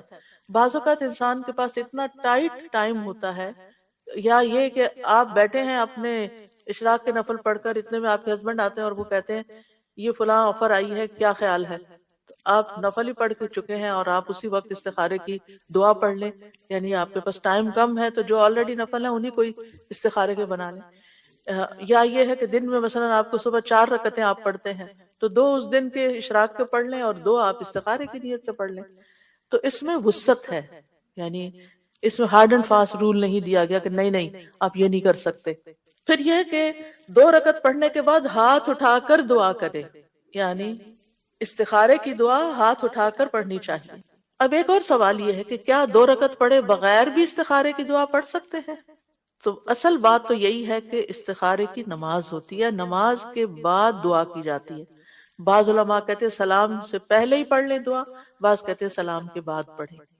تو یہ دعا نماز کے ساتھ منسلک ہے، لیکن اگر عورت نماز نہیں پڑھنے کی حالت میں پیریڈز کے دن ہے تو پھر اس کے لیے، یعنی جس کے لیے نماز ادا کرنا ممکن نہیں، مثلا آپ ٹریول کر رہے ہیں، آپ کے وضو کی بھی گنجائش نہیں، کچھ نہیں، کوئی ایسی چیز آ گئی جس میں آپ کو فیصلہ کرنا ہے، آپ دیر اینڈ دین بیٹھ کر استخارے کی دعا پڑھ لیتے ہیں کہ نماز پڑھنے کا موقع نہیں ہے، کوئی جگہ نہیں ہے، راستے میں بازار میں ہے، کچھ خریدنا چاہ رہے ہیں اور آپ کو یہ ہے کہ ابھی اسی چکر میں ہی میں یہ خرید کے لے جاؤں، آپ کو مثلا اپنے بیڈ چاہیے، آپ کسی اس دکان میں چلے جاتے ہیں، کسی مال میں چلے جاتے ہیں، آپ کو کوئی چیز پسند آ جاتی لیکن آپ سوچتے ہیں پتہ نہیں اب میرے ہسبینڈ کو پسند آئے گی یا نہیں، تو میں کیا کروں، کروں کہ نہ کروں، اور وہاں آپ کھڑے ہو کے نماز بھی پڑھنے کی جگہ نہیں، تو آپ کیا کر سکتے ہیں؟ ایٹ لیسٹ اگر آپ کے لیے دوبارہ آنا ممکن نہیں اور اسی وقت زیادہ کنوینئنٹ ہے کہ کچھ اور چیزیں بھی ہیں انہی کے ساتھ ٹرانسپورٹ ہو جائے گی یہ چیز بھی، تو استخارے کی کم از کم دعا پڑھ کر آپ خریدیں۔ جی وہ ڈیل کا آخری دن صحیح ہے۔ امام نووی فرماتے ہیں اگر وہ نماز پڑھنے سے معذور ہو تو صرف استخارے کی دعا کر لے۔ سوال یہ پیدا ہوتا ہے کہ نماز استخارہ میں کون سی صورتیں پڑھنی چاہیے؟ کوئی صورت مخصوص نہیں ہے، کوئی بھی صورت پڑھ سکتے ہیں، لیکن میں عام طور پر الم نشرح لک صدرک، یعنی دل کے اطمینان کے لیے وہ ایک تھوڑا سا کنیکشن بنتا ہے تو وہ پڑھ لیتی ہوں، لیکن کوئی ضروری نہیں ہے، اس کے لیے خاص نہیں ہے، آپ کی اپنی چوائس ہے، جو بھی پڑھیں۔ پھر اسی طرح یہ ہے کہ لوگوں کا یہ بھی سوال ہوتا ہے کہ کیا استخارے کا کوئی وقت مقرر ہے کہ اس وقت ہی استخارہ کیا جائے؟ ایسا کچھ بھی نہیں ہے، جب کسی کام کا ارادہ کریں، ارادہ، اسی وقت استخارہ کر سکتے ہیں، یعنی جائز کام ہے تو آپ فوراً ہی استخارہ کر لیں، کیونکہ نبی صلی اللہ علیہ وسلم کا فرمان ہے اذا ہم، جب کوئی ارادہ یا پختہ عزم کرے کہ میں کرنے لگا ہوں تو اس وقت استخارہ کر لیں۔ ممنوع اوقات میں نماز استخارہ نہ پڑھیں۔ ممنوع اوقات کون سے ہوتے ہیں؟ جیسے فجر کی نماز پڑھنے سے لے کر سورج کے طلوع ہونے کے بعد اونچا ہونے تک، ٹھیک ہے، یا عصر کی نماز پڑھنے کے بعد مغرب تک۔ آپ نے نماز پڑھ لی اول وقت میں، اب مغرب تک نہیں پڑھے، مغرب کے بعد آپ نفل پڑھ لیں۔ عقبہ بن عامر کہتے ہیں 3 اوقات کے متعلق رسول اللہ صلی اللہ علیہ وسلم ہمیں منع فرمایا کرتے تھے کہ ہم ان میں نماز پڑھیں، یعنی نماز سے منع کرتے، یا ان اوقات میں اپنے مردوں کو دفن کریں جب سورج نکل رہا ہو، اندر باہر ہو، حتیٰ کہ بلند ہو جائے، عین دوپہر زوال کے وقت، حتیٰ کہ سورج ڈھل جائے، اور جب سورج غروب ہونے کے قریب ہو، حتیٰ کہ غروب ہو جائے، کیونکہ بہت سی قومیں سورج کی عبادت کرتی ہیں ان 3 اوقات میں، تو ہمیں اس لیے ان کی مخالفت کرنے کے لیے اور مشابہت سے بچنے کے لیے ان 3 اوقات میں عبادت سے، یعنی صرف نماز اور مردوں کو دفن کرنا۔ بعض لوگ تو قرآن پڑھتے پڑھتے بند کر کے رکھ دیتے ہیں، یہ میں نے خود دیکھا، یہ کیا بھائی، کہتے ہیں زوال کا وقت ہو گیا۔ ہمیں قرآن پڑھنے سے منع نہیں کیا گیا، ہمیں ذکر کرنے سے منع نہیں کیا گیا، صرف نماز اور مردوں کا دفن کرنا ان اوقات میں منع ہے۔ ہاں اگر کوئی ایسی مشکل آ گئی ہے کہ جس میں اتنا انتظار نہیں کیا جا سکتا، مثلاً آپ کو ڈاکٹرز کہہ رہے ہیں کہ وینٹیلیٹر پہ ڈالنا ہے کہ نہیں ڈالنا، کانسنٹ دے دیں، اب آپ عصر پڑھ چکے ہیں اور مغرب تک کافی وقت ہے، اور جو بیچارہ بیمار ہے اس کی جان پہ بنی ہوئی ہے، مغرب تک انتظار نہیں کر سکتے، بھائی ابھی بتاؤ ڈالنا کہ نہیں ڈالنا، آپ کیا کریں گے؟ استخارہ کریں گے اور اس کے بعد فیصلہ کریں گے۔ یعنی اگر کسی ایسے کام کے لیے ایمرجنسی کی کوئی کیفیت آ گئی ہے اور آپ کو استخارے کی ضرورت ہے تو پھر آپ اسی ممنوع وقت میں بھی پڑھ کے آپ استخارے کی یا تو دعا پڑھ لیں کم از کم، یا پھر نفل پڑھ کے دعا کر کے آپ فیصلہ کر لیں، اور جس چیز کو مؤخر کر سکتے ہیں اس کو آپ مؤخر کریں۔ استخارے کی دعا ہے اللہم انی استخیرک بعلمک واستقدرک بقدرتک واسألک من فضلک العظیم فإنك تقدر ولا أقدر وتعلم ولا أعلم وأنت علام الغيوب اللهم إن كنت تعلم أن هذا الأمر خير لي في ديني ومعاشي وعاقبة أمري فاقدره لي وإن كنت تعلم أن هذا الأمر شر لي في ديني ومعاشي وعاقبۃ امری فاصرف عنی واصرفنی عنہ واقدر لی الخیر حیث کان ثم ردنی بہ. تھوڑے سے الفاظ کے فرق کے ساتھ اور دعا بھی ہے، لیکن بیسیکلی یہی دعا ہے. سب سے پہلے استخیرک، میں آپ سے خیر مانگتا ہوں اے اللہ کہ تو ان کاموں میں سے بہتر چیز کی طرف میری رہنمائی کر دے. استقدر کا مطلب ہے، پہلے میں سارا ترجمہ پڑھ دیا ترجمہ. اے اللہ میں تجھ سے تیرے علم کی بدولت خیر طلب کرتا ہوں، اور تیری قدرت کی بدولت تجھ سے طاقت مانگتا ہوں، اور تیرے فضل عظیم کا سوال کرتا ہوں. بے شک قدرت تو ہی رکھتا ہے، مجھے کوئی قدرت نہیں، اور تو جانتا ہے اور میں کچھ نہیں جانتا، اور تو تمام پوشیدہ باتوں کو جاننے والا ہے. اے اللہ اگر تو جانتا ہے کہ یہ کام، اور کام کا یہاں نام لے، صرف یہ کام نہ کہیں بلکہ فلاں جگہ شادی کرنا بچے کی، یا کوئی اور کام، یہ بزنس کرنا، یہ جاب لینا، بولیں اس لفظ کو، اردو میں بول دیں بے شک. میرے دین، میری دنیا اور میرے کام کے انجام کے اعتبار سے میرے لیے بہتر ہے تو اسے میرے لیے نصیب کر، اور اگر تو جانتا ہے کہ یہ کام میرے دین، میری دنیا اور میرے کام کے انجام کے اعتبار سے برا ہے تو اسے مجھ سے ہٹا دے، اور مجھے بھی اس سے ہٹا دے، اور میرے لیے خیر مقدر کر دے جہاں بھی وہ ہو، پھر اس پر مجھے راضی کر دے، اس پر مجھے راضی کر دے. کیونکہ اس وقت پھر یہ خیال آنا کہ اوہ فلاں بہتر تھا، تو یہ انسان کے اطمینان کو ختم کر دیتا ہے. تو استخیرک، میں تجھ سے خیر طلب کرتا ہوں کہ جو زیادہ فائدہ مند چیز ہے میں اس کی طرف جاؤں. استقدرک، میں سوال کرتا ہوں کہ تو مجھے اپنی خاص قدرت کے ساتھ اس کام کو کرنے کی قدرت عطا فرما، یعنی میرے لیے اس خیر کو مقدر کر دے جو تو نے، جس پہ تو قادر ہے. اور وَأَسْأَلُكَ مِنْ فَضْلِكَ الْعَظِيمِ، میں تجھ سے بہت بڑے فضل کا سوال کرتا ہوں، کیونکہ اللہ کی طرف سے جو کچھ بندے کو ملتا ہے وہ دراصل کیا ہے؟ اللہ کا فضل ہے، ہمارا حق نہیں ہے. اور پھر فَإِنَّكَ تَقْدِرُ وَلَا أَقْدِرُ، اس میں کس بات کا اظہار ہے؟ کہ قدرت ساری کی ساری، فیصلے کا اختیار سارے کا سارا صرف اللہ رب العزت کو ہے. وَتَعْلَمُ وَلَا أَعْلَمُ، تو جانتا ہے میں نہیں جانتا. اپنی جہالت کا اقرار کر کے، اپنی کمزوری کا اعتراف کر کے، اپنی محتاجگی کا اقرار کر کے اللہ تعالیٰ کے آگے عجز و انکساری کرنا، یہ اللہ تعالیٰ کو پسند ہے. وَأَنْتَ عَلَّامُ الْغُیُوبِ، اور تو خوب خوب جانتا ہے سارے غیبوں کو، کوئی چیز تجھ سے چھپی ہوئی نہیں، کوئی چیز تجھ سے پوشیدہ نہیں. اللہم ان کنت تعلم، اے اللہ اگر تیرے علم میں ہے، اور اس میں کوئی شک نہیں کہ اللہ سب کچھ جانتا ہے. یہ عربوں کے کہنے کا ایک طریقہ ہے، ایک زبان کا اسلوب ہے. اس کا یہ مطلب نہیں کہ اگر تو نہیں جانتا تو نعوذ باللہ، یہ نہیں ہے مطلب. یہ کہنے کا انداز ہے کہ تو سب کچھ جانتا ہے اور تیرے علم میں ہے اگر یہ چیز میرے کام، میرے مقصد میں بہتر ہے. ان ھذا الامر، یعنی جو کام میں کرنے جا رہا ہوں، جیسے گھر خریدنے جا رہا ہوں، یا گاڑی خرید رہا ہوں، یا شادی کر رہا ہوں، تو یا سفر کر رہا ہوں، اور اس کا وہ نام لے کہ مکہ کی طرف سفر کرنا میرے لیے بہتر ہے یا نہیں، تو پھر اس کو بول کر کہے. اور بعض اہل علم کہتے ہیں کہ اگر وہ اس کو کہنا ہی نہیں آ رہا تو دل میں جو ہے ادھر ہی اشارہ کرے کہ یا اللہ جو میرے دل میں جو میں چاہتا ہوں اگر وہ میرے لیے بہتر ہے تو یہ بھی کر سکتے ہیں. لیکن افضل کیا ہے؟ الفاظ بھی بولے جائیں. نہیں بول سکتے تو پھر نیت تو کریں، یہ نہیں کہ سوچا سمجھا ہی نہیں اور بس رٹا ماری ہوئی دعا پڑھ کے استخارہ کر لیا، یہ نہیں ہونا چاہیے. پھر خیر لی فی دینی و معاشی و عاقبت امری، دین، معاش اور انجام. کیونکہ بعض فیصلے میں بڑے اچھے لگتے ہیں لیکن دین کے لحاظ سے اچھے نہیں. مسجد سے بہت دور گھر خرید رہے ہیں، اچھا نہیں. اسی طرح ایک جاب چھوڑ کے دوسری لے رہے ہیں حالانکہ وہ اچھی نہیں کیونکہ اس میں حرام انوالو ہے. پھر اسی طرح انجام کے اعتبار سے بعض چیزیں آج اچھی ہیں لیکن کل یہ سٹاکس اچھے نہیں نکلنے والے، تو اللہ تعالیٰ ہمیں ان سے پھیر دے. عاقبت امری، تو دین کو سب سے پہلے مقدم کیا گیا ہے کہ سب سے پہلے فیصلہ کرتے ہوئے انسان اپنے دین کی فکر کرے، دین کی خیر سمجھے کہ یہ فیصلہ میرے دین میں کیسا رہے گا، اور پھر اس کے بعد باقی چیزیں.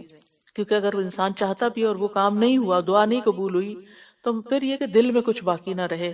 فَاصْرِفْهُ عَنِّي وَاصْرِفْنِي عَنْهُ، اس کو بھی دور کر دے مجھ سے اور مجھے بھی اس سے دور کر دے. کیونکہ ہوتا یہ ہے کہ مثلاً ایک لڑکا کہیں شادی کرنا چاہتا ہے اور وہ استخارہ کر رہا ہے کہ یہاں شادی ہو جائے اور وہ نہیں ہوتی، لیکن اس لڑکی کا خیال دل سے نہیں نکال پا رہا، تو کیا کرنا چاہیے؟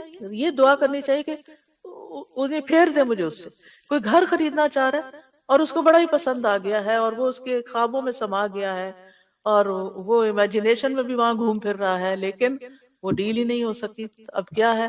فصرف وصرف نہیں آنو، اللہ میرا دھیان ادھر سے ہٹا دے، کیونکہ یہ چیز پھر انسان کو بے چین کیے رکھتی ہے۔ اب کیا ہوتا ہے اس کا نقصان؟ آپ نے اس کے بجائے کوئی اور گھر خرید بھی لیا، رہ اس میں رہے فزیکلی، اور سوچ اس کا وہ پرانے گھر میں رہے، یعنی وہ جو دوسرا آپشن تھی اس پہ رہے۔ تو یہ چیزیں انسان کو خلل ڈالتی ہیں انسان کے اندر۔ تو کتنی خوبصورت دعا سکھائی گئی کہ اللہ پھر اس کا دھیان بھی ہٹ جائے۔ وقدر لی الخیر حیث کانا، خیر جہاں بھی ہے میرے مقدر میں کر دے، یعنی تقدیر تو ہی بدل سکتا ہے۔ ثم ردنی بھی اردنی بھی، اللہ پھر اس کے بعد جو تو میرے لیے فیصلہ کرے مجھے اس پہ راضی بھی کر دے، اطمینان بھی دے دے اور اس کا دل پرسکون ہو جائے۔ اب استخارہ کرنے کے بعد کیا کیا جائے؟ کہ کیا استخارہ غیب کا علم ہے جو آپ کو مل جاتا ہے، یا آپ کسی غیب کو جاننے کا سوال کر رہے ہیں؟ نہیں، یہ دراصل اللہ پر یقین اور بھروسے کی علامت ہے، اور آپ نے دعا کر کے جو ارادہ کر لیا جس کام کا، وہ کر جائیے۔ فَإِذَا عَزَمْتَ فَتَوَكَّلْ عَلَى اللَّهِ إِنَّ اللَّهَ يُحِبُّ الْمُتَوَكِّلِينَ، جب آپ کسی کام کا پختہ ارادہ کر لیں تو اللہ پہ بھروسہ کریں اور کام شروع کر دیں، کیونکہ اللہ تعالیٰ توکل کرنے والوں کو پسند کرتا ہے۔ اب استخارے کا جواب کیسے معلوم ہوگا؟ وہ کام آسان ہو جائے گا جو آپ کرنا چاہ رہے ہیں، وہ آپ کے لیے رستہ بن جائے گا۔ شر ہو تو اللہ تعالیٰ پھیر دے گا۔ تو اس کام میں آسانی آنا اور اس کام کے ہوتے چلے جانا، یہ اس کی بہتری کی علامت ہے۔ مثلاً اور اگر کوئی رکاوٹ آ گئی ہے تو اس کا مطلب وہ ٹھیک نہیں۔ ویسے کسی نے شادی کے لیے استخارہ کیا اور اس کے بعد رشتہ ہی ٹوٹ گیا، جو تھوڑی بہت بات چل رہی تھی وہ بھی ختم ہو گئی، تو سوچا جائے کہ اسی میں کوئی بھلائی ہوگی، اسی میں بہتری ہوگی، شیطانی وسوسوں کا شکار نہ ہو انسان۔ اور استخارے کے بعد جس کام پر شرع صدر ہو وہ کر لیا جائے۔ مثلا دو کام ہے اور ان میں سے ایک پر ذرا دل کا اطمینان ہو رہا تو اس طرف آپ چلے جائیں۔ اگر انسان متردد ہے، ابھی بھی کچھ فیصلہ نہیں کر پا رہا، نان ڈیسائسو، تو دوبارہ استخارہ کر لیں، پھر تیسری دفعہ استخارہ کر لیں، اور اس کے بعد کسی صاحب بصیرت سے مشورہ کریں۔ اب آپ نے اپنا کام کر لیا، کوشش بھی کر لی اور دعا بھی کر لی، اب مشورہ کریں۔ مشورے کے بعد جو چیز آپ کو بہتر لگے پھر وہ کر جائیں۔ یاد رکھیے استخارے کا تعلق خواب سے نہیں۔ ایک رات میں انسان 3 4 خوابیں دیکھتا ہے، اس میں سے کس کو آپ کہیں گے استخارے کا جواب ہے؟ تو خوابوں پہ مت جائیں۔ ٹھیک ہے، مبشرات ہیں، خوشخبریاں ہوتی ہیں۔ اگر آپ نے استخارہ بھی کیا ہوا تھا اور آپ کو کوئی اچھی سی خواب آ گئی تو آپ اس سے ایک اچھا شگون لے سکتے ہیں کہ انشاءاللہ اچھا ہوگا، اچھی چیز دیکھی ہے، لیکن یہ کوئی حتمی بات نہیں ہے۔ یعنی بعض لوگ کہتے ہیں ہم نے استخارہ کیا، ہمیں خواب بھی بہت اچھا ہے لیکن نتیجہ اچھا نہیں آیا۔ یاد رکھیے شرعی احکامات کی بنیاد خوابوں پر نہیں رکھی جاتی۔ جب بھی استخارہ کریں تو توکل کریں، جب ارادہ کریں تو پیش قدمی کریں۔ بعض اوقات انسان استخارے کے ساتھ اس کی اپنی خواہش بھی بیچ میں شامل ہو جاتی ہے، جو اس کے دل کی خوشی ہوتی ہے کوئی یا مرضی ہوتی ہے وہ بھی بیچ میں آ جاتی ہے۔ جی بعد میں جی تو اس میں یہ ہے کہ یعنی استخارے سے پہلے جس کام کا شرع صدر ہو چکا ہے اور اس میں انسان کی طاقت اور خواہش کا دخل ہے، یعنی خواہش بیچ میں شامل ہے، تو پھر وہ کام نہ کرے، کہ اصل میں تو آپ کی خواہش ہے جو کروا رہی ہے۔ پھر اسی طرح استخارہ کرنے سے پہلے اپنے دل کو خالی کریں، یعنی جو آپ کی کسی چیز کی طرف انکلینیشن ہے اس کو پہلے ہٹائیں۔ ایک رشتہ ماں باپ بتا رہے ہیں اور ایک آپ نے خود پسند کیا ہوا ہے، تو آپ دونوں کو پہلے دل سے نکالیں، پھر دعا کریں، پھر اس کے بعد فیصلہ کریں مشورے کے بعد۔ اور پھر اسی طرح یہ ہے کہ کیا استخارہ ایک سے زیادہ بار کیا جا سکتا ہے؟ جی ہاں، ایک سے زیادہ بار بھی کرنا درست ہے۔ کیا کسی دوسرے کی طرف سے استخارہ کیا جا سکتا ہے؟ یعنی اصل میں تو استخارہ اسی کے لیے ہے جس کو کوئی کام درپیش ہے، لیکن کیونکہ رسول اللہ صلی اللہ علیہ وسلم نے فرمایا جب تم میں سے کوئی آدمی کسی کام کا ارادہ کرے تو 2 رکعت ادا کرے، تو جو کرے ارادہ وہی کرے، ٹھیک ہے۔ اب جیسے شادی کا معاملہ نا، بچے کی شادی ہے تو بچہ خود بھی لازمن کرے اور آپ بھی کر لے کہ کیا میں بچے کے لیے فیصلہ کر لوں، تو اس صورت میں آپ اس کی طرف سے نہیں کر رہے، آپ اپنے ڈیسیژن کے اعتبار سے کر رہے ہیں کہ میں یہ ڈیسیژن لوں کہ نہیں، اور بچہ اپنی طرف سے کرے کہ کیا یہ رشتہ میرے حق میں بہتر ہے کہ نہیں۔ کیونکہ آپ دیکھیے کہ آپ کے حصے کی نماز کوئی دوسرا نہیں پڑھ سکتا، روزہ کوئی رکھ لے گا، صدقہ کوئی آپ کی طرف سے کر دے گا، حج عمرہ بھی کوئی آپ کی طرف سے کر دے گا، لیکن نماز کوئی آپ کے لیے نہیں پڑھ سکتا۔ اس لیے یہ استخارے کروانے کا سلسلہ ختم کر دیں۔ یہ بہت رواج عام ہو گیا ہے، وہ فلاں بزرگ سے استخارہ کروا لیا، تم میرے لیے کر دو، فلانا فلانا کر دو۔ بھئی کوئی آپ کی نماز نہیں پڑھ سکتا، آپ کو خود اپنے لیے نماز پڑھ کے دعا کرنی۔ مثلا یہ تو نہیں ہو سکتا دو لوگ مسجد میں آئے، ایک کہتا میں ذرا بیٹھ رہا ہوں، میں تھک گیا ہوں، تو میری تحیت المسجد تم پڑھ دو۔ یہ کیسے؟ کوئی اور آپ کے لیے کیسے پڑھ سکتا ہے؟ پھر استخارے کے لیے کسی کاہن نجومی کے پاس نہیں جانا چاہیے، کیونکہ جو ایسا کرے گویا اس نے محمد صلی اللہ علیہ وسلم پر نازل ہونے والی شریعت سے کفر کیا۔ اچھا، بعض اوقات ایک اور چیز بھی ہے کہ استخارہ بھی کیا، مشورہ بھی کیا، اور شادی کی، بعد میں طلاق ہو گئی، کاروبار کیا، نقصان ہو گیا۔ اب ہم سمجھ رہے ہیں ہمارا تو بڑا نقصان ہے، یہ تو استخارہ ہی ٹھیک نہیں نکلا، اس طرح کی باتیں کرتے ہیں۔ استخارہ ٹھیک نہیں، بھائی استخارے میں کوئی خرابی نہیں تھی، بات یہ ہے کہ یہ طلاق ہونا ہی تمہارے حق میں بہتر تھا، اور تمہیں اللہ تعالیٰ نے اس رستے سے گزارا، یہ تمہیں کچھ سکھانے کے لیے تھا۔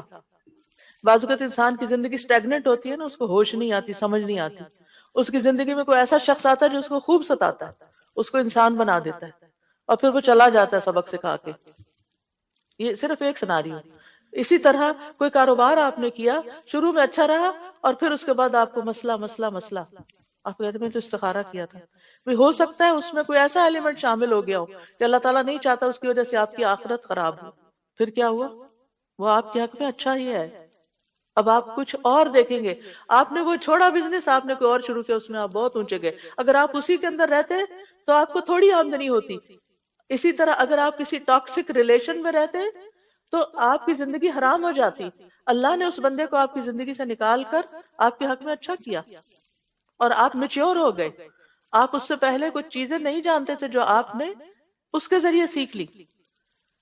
تو استخارے کے بعد بظاہر جو چیز شر نظر آتی ہے وہ بھی شر نہیں ہوتی، اس میں بھی خیر کے پہلو ہوتے ہیں جو اللہ کو پتا ہوتے ہیں۔ کیونکہ ایک دعا میں آتا والخیر کلہ فی یدیک والشر لیس الیک، اللہ ساری خیر تیرے ہاتھ میں ہے اور شر کی نسبت تیری طرف نہیں، تو کسی کے لیے برا نہیں کرتا۔ ٹھیک ہے، یعنی بظاہر شر ہے، حقیقت میں خیر ہے، اس کے اندر خیر اور بھلائی ہے۔ اسی طرح بعض اوقات انسان کی زندگی میں استخارے کے بعد بھی کوئی ایسا حادثہ ہو جاتا ہے جس کو بہت دکھ دے جاتا ہے، بہت تکلیف دے جاتا ہے، وہ کوئی چیز انسان کو پریشان کر جاتی ہے، وہ آزمائش ہوتی ہے۔ اس میں آپ دیکھیے حدیث میں آتا ہے جب اللہ کے ہاں کسی بندے کا مقام اور مرتبہ اس درجے سے آگے بڑھ جاتا ہے، جب اس کا آگے نہیں بڑھتا، جہاں تک اس کا آگے بڑھ جاتا ہے جہاں اس کا عمل نہیں پہنچتا، تو اللہ تعالیٰ اسے جسمانی یا اولاد یا مالی آزمائش میں مبتلا کر دیتا ہے، پھر اس پر وہ صبر کرتا ہے یہاں تک کہ وہ اس درجے تک جا پہنچتا ہے جو اس کے لیے طے ہو چکا ہوتا ہے۔ وہ اس کا مقام بہت اعلیٰ تھا، لیکن وہ جو روزمرہ کے عمل کر رہا تھا نا، وہ کافی نہیں تھے وہاں تک جانے کے لیے، اللہ نے آزمائش سے گزار کر وہاں پر اس کو۔ تو شر پر کبھی بھی نظر نہ رکھیں، خیر ہی کی طرف نظر رکھیں، کہ تکلیف میں بھی خیر ہے۔ اسی طرح مثلا آپ نے استخارہ کر کے مشورہ کر کے سب کچھ آپ نے شادی کی، لیکن ایسی بیوی یا ایسا شوہر ملا کہ جس کے ساتھ روز ہی کوئی نہ کوئی انبن ہو جاتی ہے، کوئی نہ کوئی تکلیف اس سے پہنچتی ہے، تو نبی صلی اللہ علیہ وسلم نے فرمایا کوئی مومن شخص کسی مومن عورت سے بغض نہ رکھے، یعنی بیوی سے نفرت نہ رکھو، دل میں گرجز نہ رکھو۔ اگر عورت کی ایک عادت ناپسند ہوگی تو کوئی دوسری عادت پسند ہوگی، تو بظاہر اس میں شر ہے لیکن اس میں بھی خیر چھپی ہوئی ہے۔ پھر یہ کہ استخارے کے بعد جو معاملات ہوں ان پر راضی رہنا چاہیے، یہ نہیں اللہ تعالیٰ کو بلیم نہیں کرنا چاہیے کہ میں نے تو اللہ سے مشورہ کر کے یہ کیا تھا اور یہ کیا ہو گیا، یہ الفاظ بھی منہ سے نہیں نکالنے چاہیے۔ اور پھر آپ دیکھیے چیزوں کو ان کے الٹیمیٹ انجام کے مطابق دیکھنا چاہیے، اس لحاظ سے دیکھنا چاہیے۔ اور الٹیمیٹ انجام کسی بھی چیز کا کہاں ہے؟ دنیا میں۔ وہ چیز آپ کی آخرت کے لیے کیسی ہوئی یہ دیکھنا چاہیے۔ حدیث میں آتا ہے دنیا کی لذت آخرت کی کڑواہٹ ہے، اور دنیا کی تلخی آخرت کی لذت ہے۔ سبحان اللہ، اگر یہ بات یاد رہے تو ہماری زندگی میں جتنی بھی تلخیاں، جتنی بھی کڑواہٹ ہیں، وہ ہمیں کڑواہٹ ہی نہ لگے، کیونکہ وہ ہماری آخرت کی مٹھاس ہے۔ کوئی چیز ہوتی ہے نا انسان کو زندگی میں ہر وقت بادر کیے رکھتی ہے، جو وہ کوئی چیزیں ہوتی ہیں آپ ان سے انٹریکٹ کریں، مثلا کوئی انسان ہے آپ ان سے انٹریکٹ کریں تب بھی آپ تکلیف میں، آپ ان سے الگ ہوں تب بھی آپ تکلیف میں۔ مثلا بچے ہی ہوتے ہیں نا بعض اوقات کہ آپ کے پاس بیٹھتے ہیں تو کوئی ایسی بات کریں گے تو آپ کو تکلیف دے گی، وہ دور جاتے ہیں تو دور رہنے کی وجہ سے آپ کسی حال میں بھی راضی نہیں، اب یہ چیز آپ کو بادر کر رہی ہے، بادر کر رہی ہے، اب آپ سوچتے ہیں کہ یہ میرے ساتھ، میری تو قسمت پھوٹ گئی، کبھی یہ جملہ نہ بھولیں، نہیں، یہ اللہ کا فیصلہ تھا۔ اللہ سبحانہ تعالیٰ نے آپ کو اس امتحان سے گزارا ہے کیونکہ وہ اس کے بدلے میں آپ کو آخرت میں مٹھاس دینا چاہتا ہے، آخرت میں مٹھاس دینا چاہتا ہے۔ یہ دنیا کی کڑواہٹ میری آخرت کی مٹھاس ہے، اس جملے کو پکا کر لیں اپنے دماغ میں۔ جہاں کہیں تکلیف پیش آئے سوچیں یہ میری آخرت کی مٹھاس ہے، اللہ نے مجھے اس کا بدلہ وہاں دینا ہے، تو آپ کو کوئی بھی چیز بری نہیں لگے گی۔ اور ویسے بھی انما الاعمال بالخواتیم، عمل کا دار و مدار تو خاتمے پر ہے، اینڈ کہاں پر ہوا، نتیجہ کیا نکلا، یعنی آخرت میں اس کا انجام کیا ہوا۔ یہ تو تھا استخارہ۔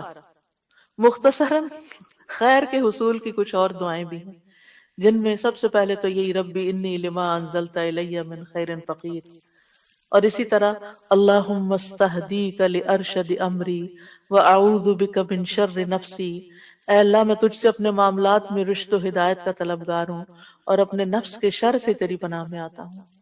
تو یہ دعا بھی بہت خوبصورت ہے۔ اسی طرح ہر طرح کی خیر پانے کا سوال، اللہم انی اسألک من الخیر کلہ عاجلہ وآجلہ ما علمت منہ وما لم اعلم، اللہم انی اسألک من خیر ما سألک عبدک ونبیک محمد صلی اللہ علیہ وسلم واعوذ بک من شر ما عاذ منہ عبدک ونبیک، اللہم انی اسألک الجنہ، اللہم انی اسألک الجنة وما قرب الیہا من قول او عمل واسألک ان تجعل کل قضاء تقضیہ لی خیرا، اے اللہ میں تجھ سے ہر خیر کا سوال کرتا ہوں۔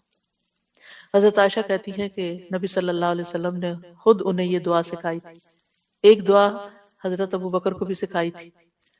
تو ہم اپنے پیاروں کو، حضرت عائشہ نبی صلی اللہ علیہ وسلم کو بہت پیاری تھی، کسی نے پوچھا آپ کو سب سے پیارا انسان کون لگتا ہے تو آپ نے فرمایا عائشہ، اور اس کے بعد کون؟ فرمایا عائشہ کا باپ۔ تو جس سے انسان کو محبت ہو تو اس محبت کا تقاضا ہے کہ اس کو بہترین چیز دے، اور وہ بہترین چیز کیا ہو سکتی ہے؟ جس میں دنیا اور آخرت کی خیر کا سوال ہے، جو یہ دعا آپ نے حضرت عائشہ کو سکھائی۔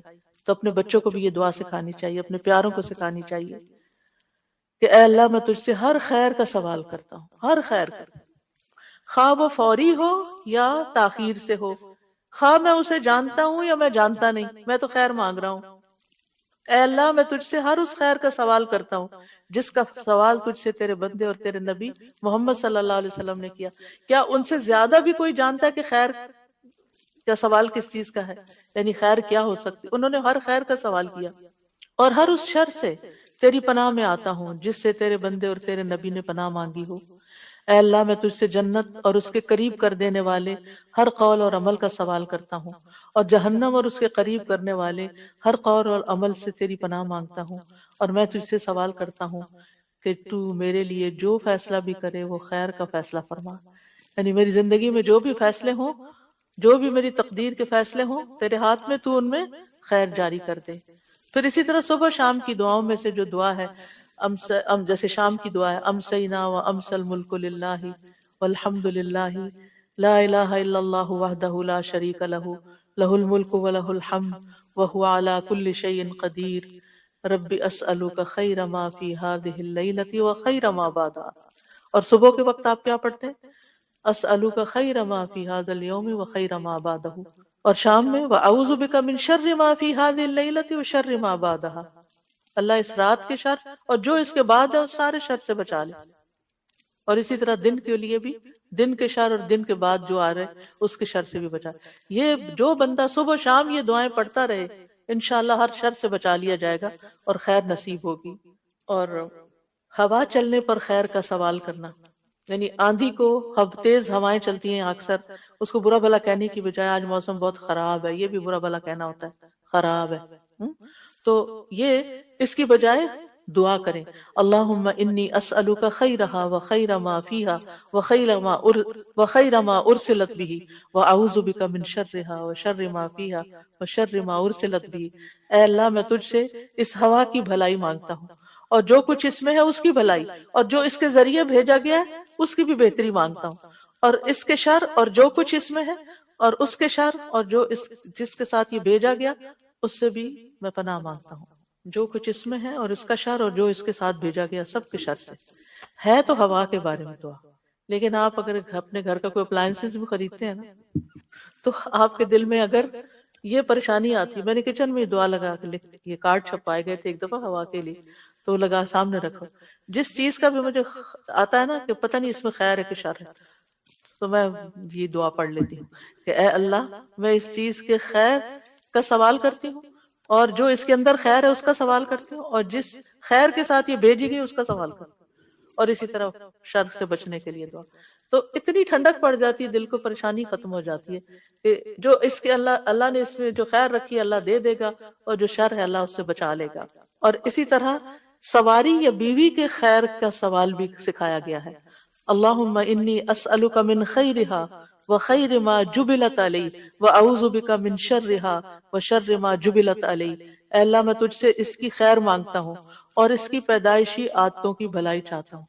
کچھ پیکج ہوتے ہیں نا جو انسان کے ساتھ ہی ہوتے ہیں، عورت ہو مرد تو دونوں کے لیے ہو سکتا ہے، کہ وہ ان کی عادتیں ہوتی ہیں، آپ بدل نہیں سکتے ان کو، انہوں نے زندگی گزاری ہوتی ہے ان کے ساتھ، اور آپ خواہ مخواہ ہر وقت ٹینشن کا شکار ہیں، انہوں نے نہیں بدلنا، آپ کو بدلنا، ایکسپٹ کریں کہ یہ ایسے ہی ہیں، تو آپ کی زندگی آسان ہو جائے گی۔ تو اس صورت میں پھر یہ دعا کرنی چاہیے، اور تیری پناہ مانگتا ہوں اور اس کے شر سے اور اس کی پیدائشی عادتوں کے شر سے تیری پناہ مانگتا ہوں۔